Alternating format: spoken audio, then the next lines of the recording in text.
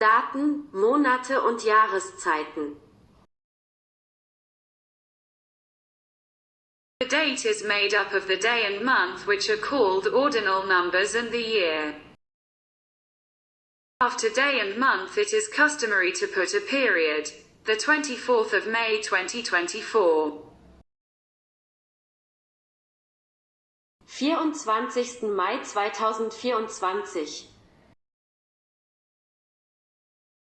Alternatively, the month can also be indicated in full. 25. February 2024. 25. Februar 2024. Januar, Februar, März, April. Mai, Juni, Juli, August.